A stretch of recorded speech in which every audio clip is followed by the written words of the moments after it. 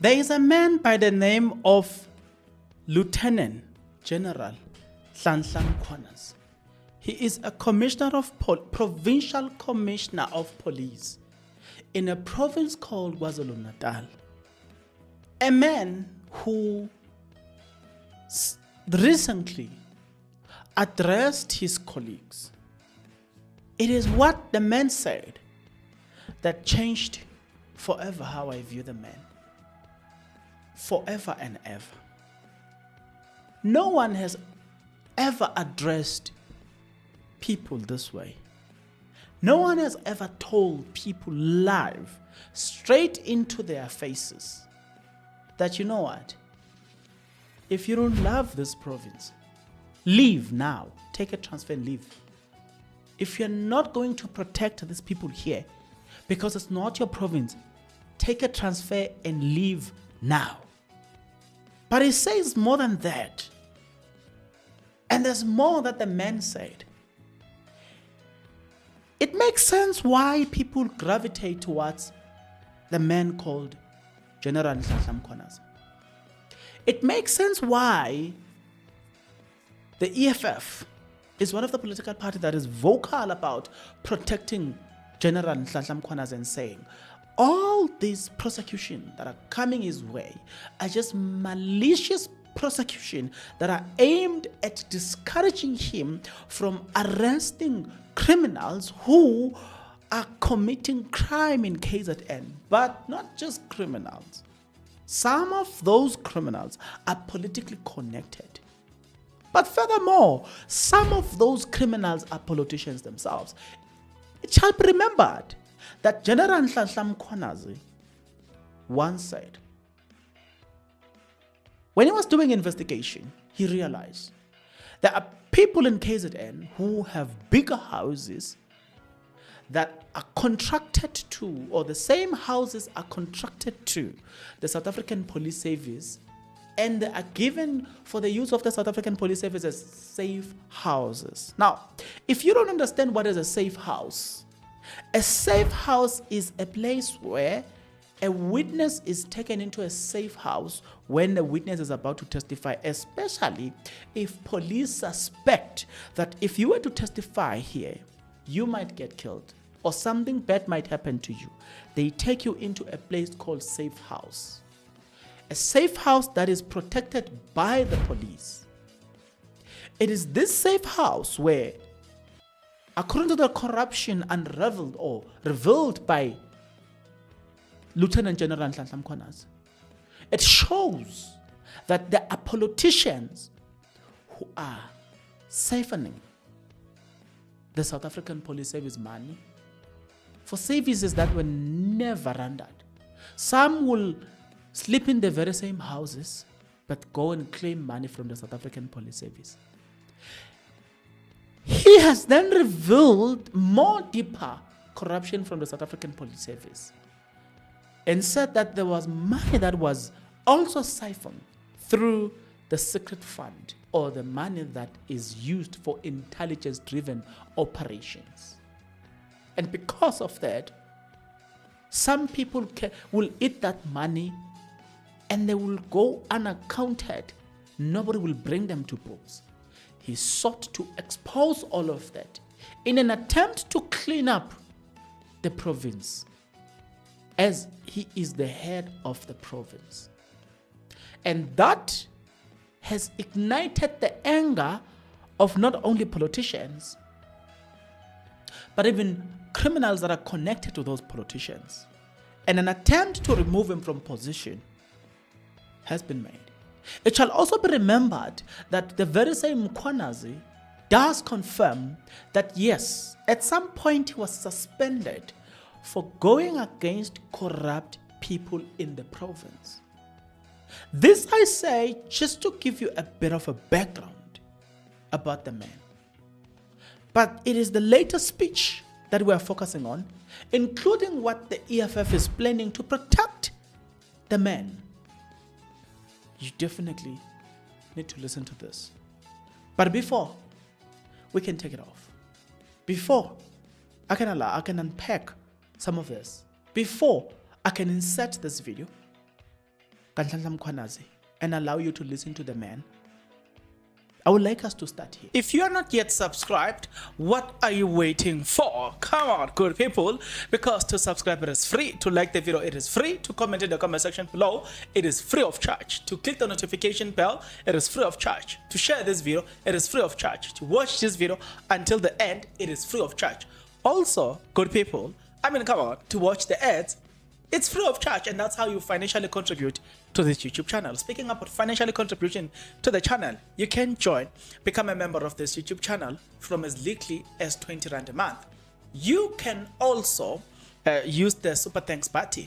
In case you don't want to do that, guys, there is a way where you can use my media company banking details to donate to the channel, and you know what I'm saying, we'll bring you more, and also guys want to buy more equipment. So the power is in your hands. Please do the honorable thing as we proceed. Now, having done that, having listened to that, I'm very glad that I'm still with you. You're still watching this video. Firstly, I would like us to firstly address the issue of EFF. EFF released a poster.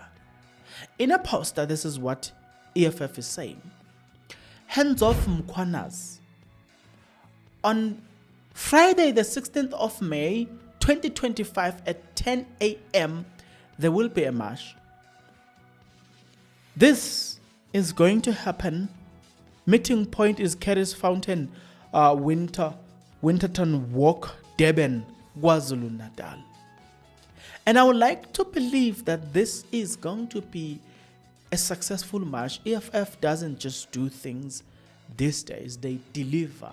When they promise you, you best believe me, they deliver. Speaking about delivering, when the general promises you something, he delivers. Listening to what the man said, listening to the man addressing his colleagues, he said this. Are you afraid to be told that you are a commander that does not want to arrest people? I made a decision at one stage that you cannot detain a person if you don't have a case. Where did I end up? In the media. IP was thrown on me. Did I bury my head underground? No, I didn't. I'm still standing. Because I knew what I was doing was right. They can talk, they can write, they can do whatever they. But you can't say as a commander and you say, hands off, I cannot intervene when the police officer is working. He's under your command. The police officer is doing what is wrong. And you sit back and you say, no, it's going to be defeating. What is the purpose of an arrest? It's to bring a perpetrator to court. You don't just arrest because you like to arrest. And be convinced that there's a crime that's been committed before this person is detained in your station. And I said to you, it doesn't matter whether you are national or provincial. You are in the province of KwaZulu-Natal. You are employed and deployed to work here and serve the people here. And I do hope and believe that you are a resident of this province. If you have already acquired a property elsewhere in the country, and you don't give a damn about the province of KwaZulu-Natal, because your family, your children, your ancestors are not here, then apply for a transfer and you leave. In the year that we're coming from, we met here and it was the dawn of elections. And I must say that I'm proud of what you have done as management of this province. You've sacrificed your time and long hours.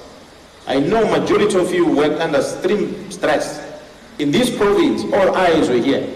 Everyone was worried that KZN is going to become a chaos. But with your leadership, collectively, you made sure that nothing of that nature happens. So for that, I want to salute you. I want to thank you.